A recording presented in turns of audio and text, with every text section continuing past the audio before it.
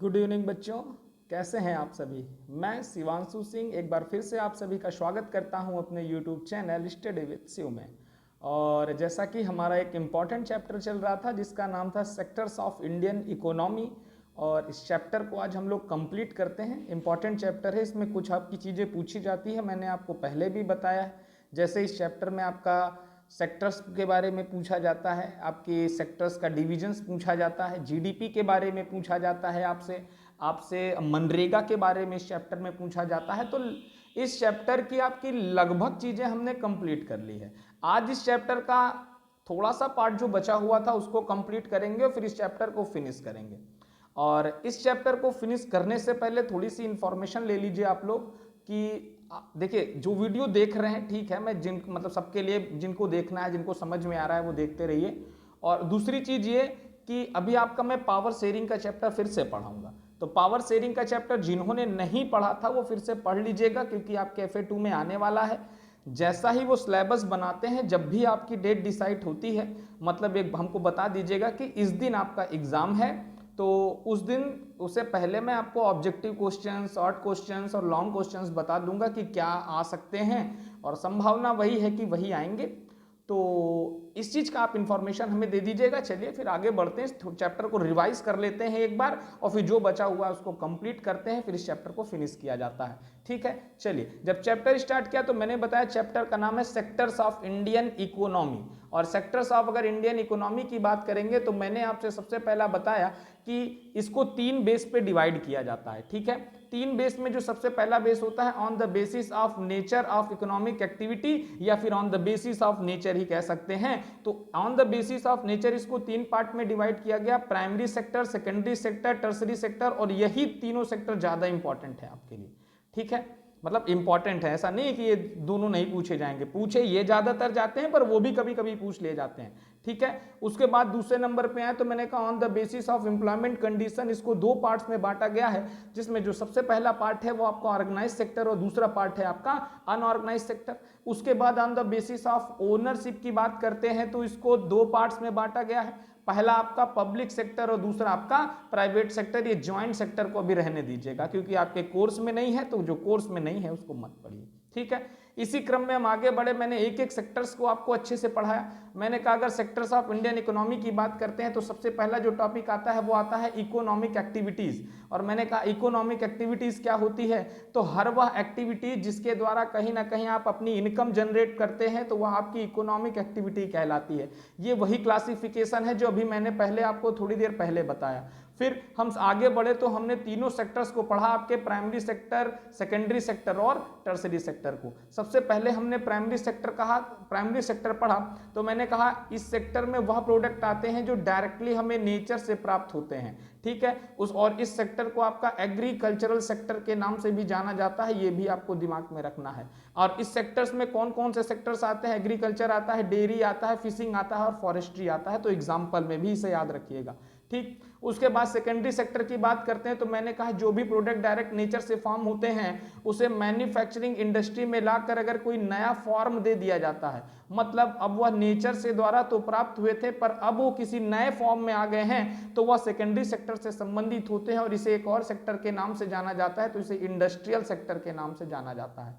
ठीक, उसके बाद तीसरे नंबर पे आपका आता है टर्सरी सेक्टर। मैंने कहा प्राइमरी और सेकेंडरी सेक्टर के डेवलपमेंट में जो सेक्टर यूज होगा वो आपका टर्सरी सेक्टर कहलाएगा। मतलब बेसिकली ये प्राइमरी और सेकेंडरी सेक्टर्स को सर्विसेज प्रोवाइड करता है और इसे सर्विस सेक्टर के नाम से भी जाना जाता है। देखिए जैसे मालगाड़ी बनी हुई है, जो भी माल प्रोडक्ट्स आपके जो बने हैं उनको ले जाने का काम ये गाड़ी कर रही है, जिसके कारण यह सर्विस सेक्टर से संबंधित हो गई। डॉक्टर बना है आपका, ये देखिए टीचर बना है, मैं बना हूं, ठीक है, तो ये मैं भी क्या कर रहा हूं, आपको सर्विस प्रोवाइड कर रहा हूं, जिसके कारण मैं भी आपका टर्सरी सेक्टर से संबंध रखता हूं। ठीक है, चलिए ये तीनों सेक्टर आपके कंप्लीट हुए, फिर हम आगे बढ़े।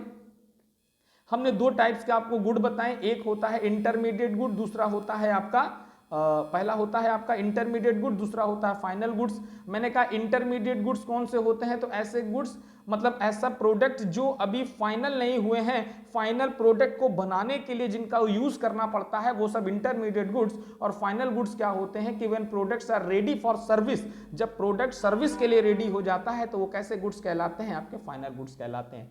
इसके बाद मैंने कहा जीडीपी के बारे में आपसे बात की। मैंने कहा जीडीपी का सबसे पहले तो आपको फुल फॉर्म दिमाग में रखना है कि जीडीपी को आपका ग्रॉस डोमेस्टिक प्रोडक्ट के नाम से जाना जाता है।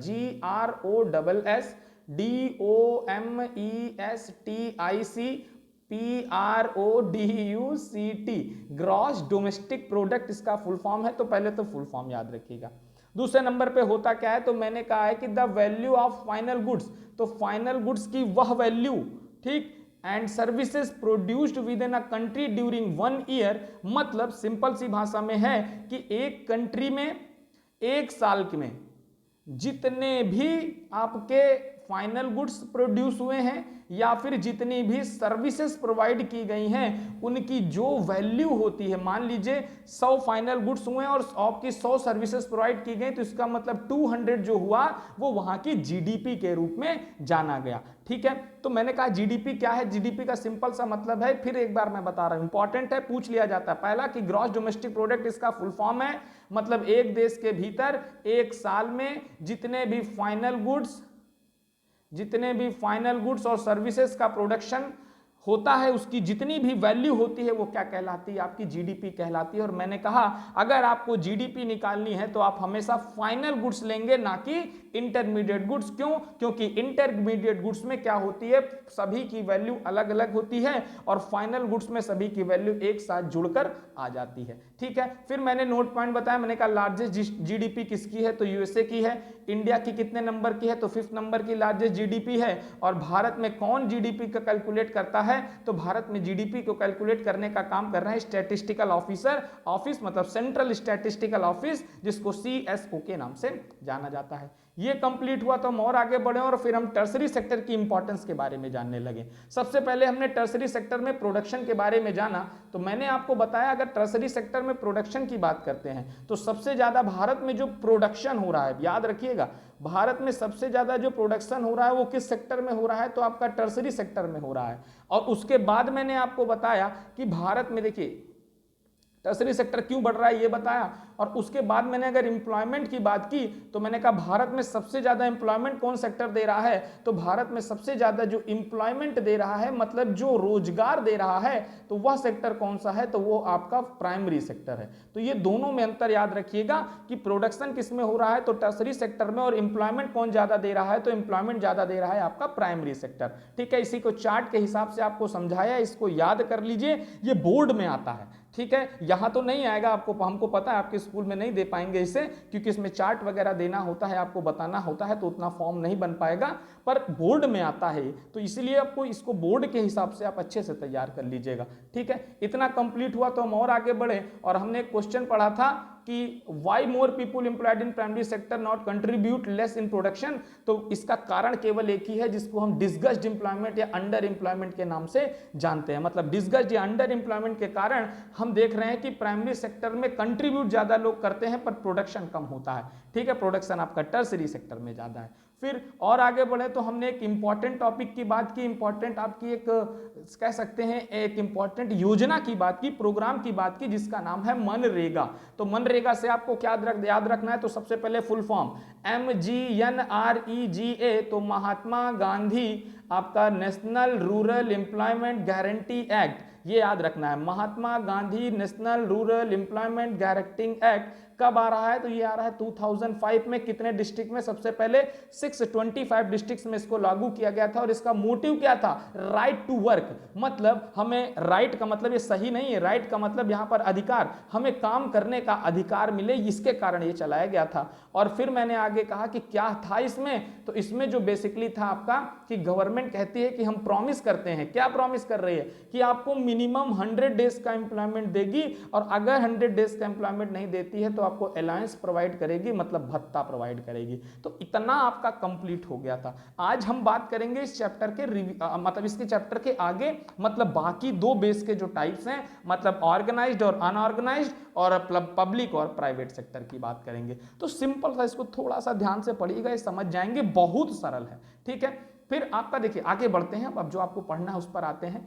आज आपको पढ़ना है कि on the basis of employment condition, employment condition के आधार पर मैंने आपको दो टाइप बताए थे, एक था ऑर्गेनाइज्ड और दूसरा था unorganised.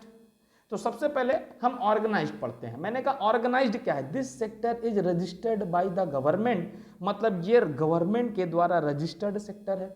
Rules and regulation of government must followed by the people of this sector such as minimum wages act, labour act, ETC. मतलब जो गवर्नमेंट के द्वारा रूल्स एंड रेगुलेशंस बनाए गए हैं उसको आदमी को द्वारा जरूर फॉलो करना पड़ेगा। यहां पर जॉब सिक्योरिटी होती है इस सेक्टर में। तो अब आपके दिमाग में आ रहा होगा ऑर्गेनाइज सेक्टर को हम ये भी कह सकते हैं क्या कि गवर्नमेंट जॉब लग गई है हमारी। अगर आप सिंपल से ऑर्गेनाइज सेक्टर को कंपेयर करें तो आप कह सकते हैं कि आपकी क्या गवर्नमेंट जॉब लग गई है। तो जितने भी गवर्नमेंट सेक्टर हो गए वो सब क्या हो गए? ऑर्गेनाइज्ड हो गए। मतलब अब देखो सिंपल सी बात करते हैं, एक और लास्ट पॉइंट पढ़ लेते हैं। In this sector there is paid holiday and fixed working hours. ठीक है, गवर्नमेंट में क्या, जैसे प्राइवेट में क्या कर रहे हो, 2 बजे तक बैठा है, 6 बजे तक बैठा है, 8 बजे तक बैठा है, कोई मतलब ही नहीं। पर 5 बज गया गवर्नमेंट है तो भैया सरकार के द्वारा हमारी छुट्टी हो गई है, अब हम जा रहे हैं, लाखों काम पढ़ाओ, हमें कोई मतलब नहीं है। तो सिंपल सा मतलब है कि इंप्लॉयमेंट मतलब रोजगार के आधार पर 2 बन गए, एक गवर्नमेंट सेक्टर बन गया और एक जो नॉन गवर्नमेंट सेक्टर बन गया। ठीक है, गवर्नमेंट सेक्टर को हमने क्या कहा? तो गवर्नमेंट सेक्टर को हमने ऑर्गेनाइज सेक्टर कहा। तो जिनके घर में जो भी गवर्नमेंट नौकरी कर रहा है इसका मतलब वो ऑर्गेनाइज सेक्टर में नौकरी कर रहा है, और जो गवर्नमेंट सेक्टर में नौकरी नहीं कर रहा है हम लोग क्या है? अनऑर्गेनाइज सेक्टर से संबंधित है। ठीक है, फिर एक बार इसको पढ़ लेते हैं ऑर्गेनाइज सेक्टर को। देखिए इसमें 4-5 पॉइंट हैं जो आपको पढ़ना है।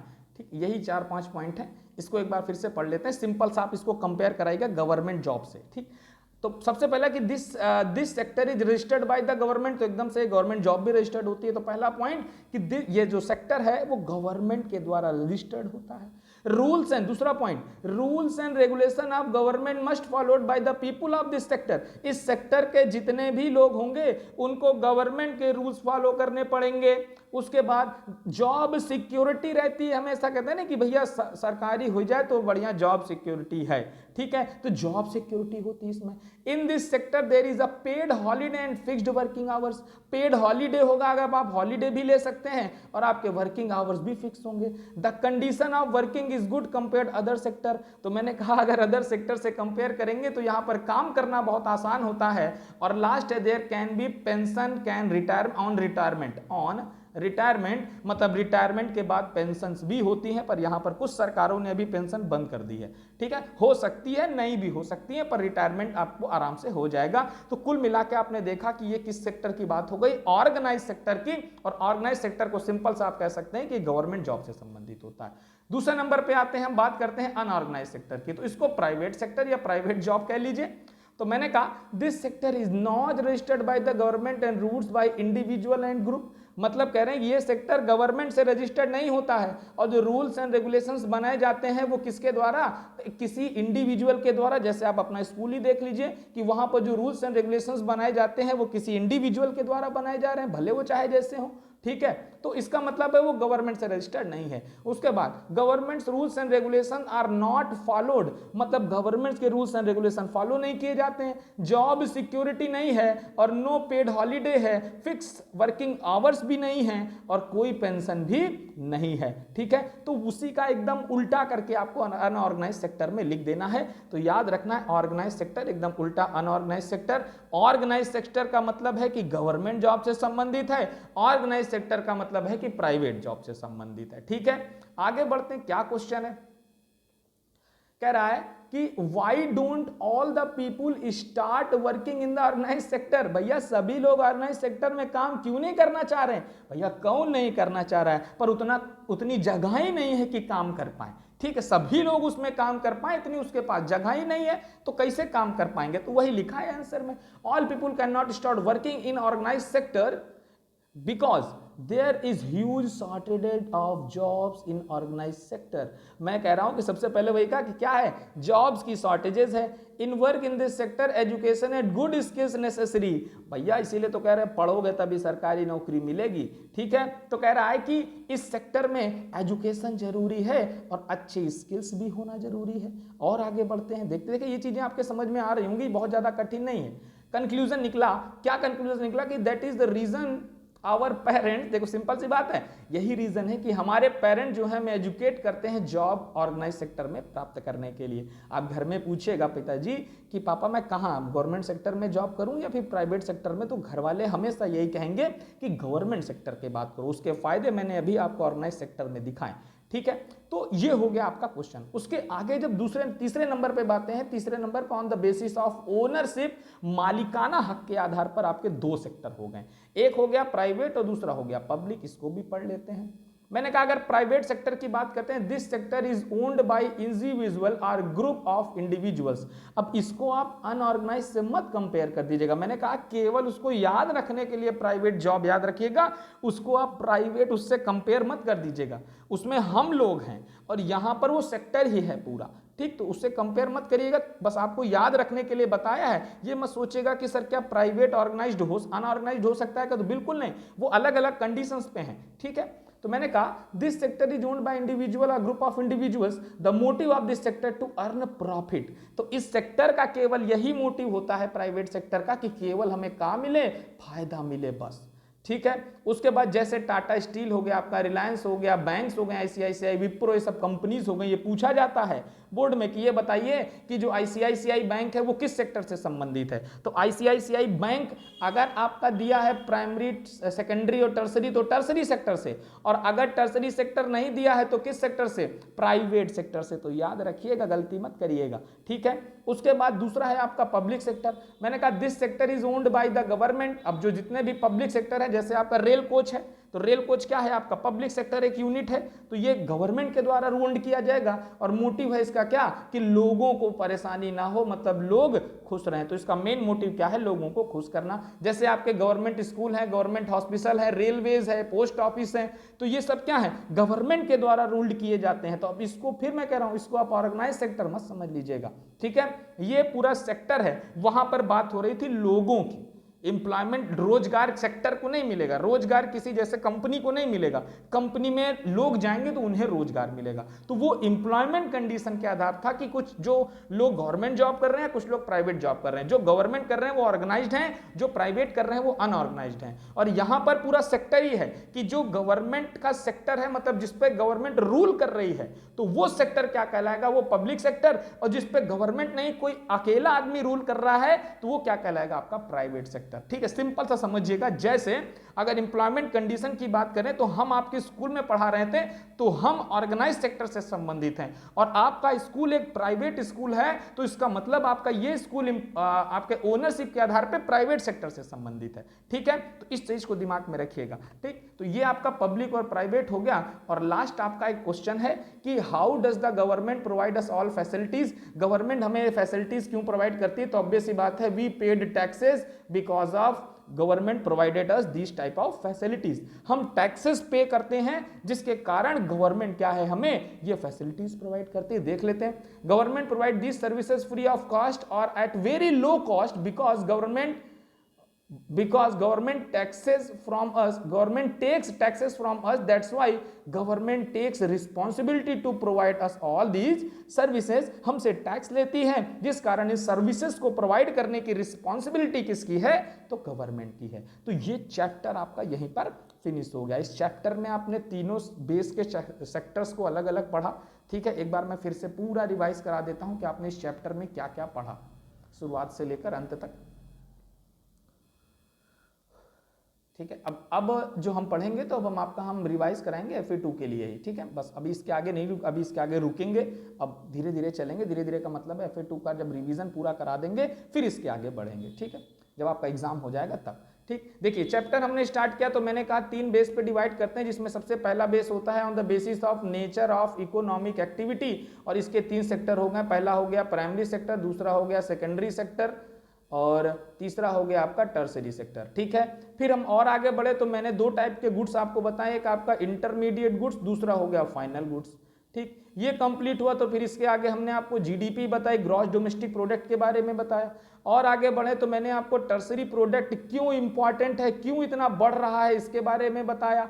उसके बाद मैंने कहा कि टर्सरी प्रोडक्ट की अगर बात करेंगे, तो एम्प्लॉयमेंट के आधार पर एम्प्लॉयमेंट के आधार पर आपका प्राइमरी सेक्टर आगे है, और अगर हम बात करेंगे प्रोडक्शन के आधार पर, तो प्रोडक्शन आपको पहले बताया था, प्रोडक्शन के आधार पर, तो प्रोडक्शन के आधार पर आपका टर्सरी सेक्टर सबसे आगे है।